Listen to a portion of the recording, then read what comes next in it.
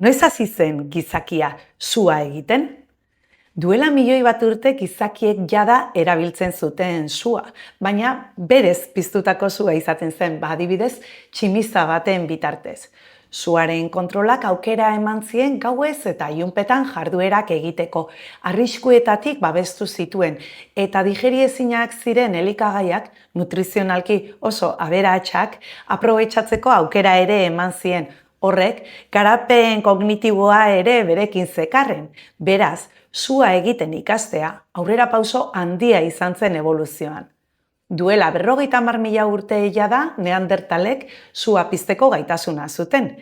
Orain Ingalaterrako aztarnategi batean ikusi dutenez, gaitasun hori askozaz lehenago eskuratu zutela ondorioztatu dute. Duela 400.000 urte. Aurkitu dituzte pirita harriak berez ez dauden toki batean eta baita suharriak ere, bata bestearen aurka jozkero txinparta sortzen da eta adibidez egurra edo belar lehorra piztu daiteke. Sedimentu berean bazeuden erretako hainbat aztarna ere eta metodo desberdinak erabilita eta dauden aztarna guztiak batuta ondorioztatu dute duela 400.000 urte gizatalde hura gai zela sua pizteko. Eta iraganetik gaur egunera etorrita gaurkotasun handiko gai bat.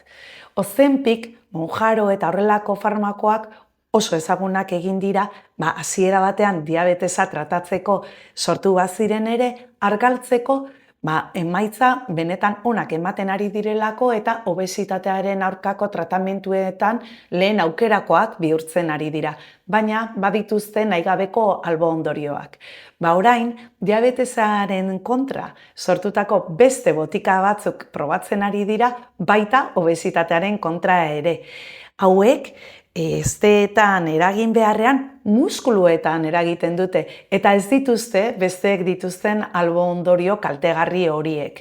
Oraindik, saio klinikoen bigarren fasean daude, alegia, beste 2 fase gainditu behar dituzte erabilera zabaltzeko, baina emaitza itxaropentsua izaten ari da.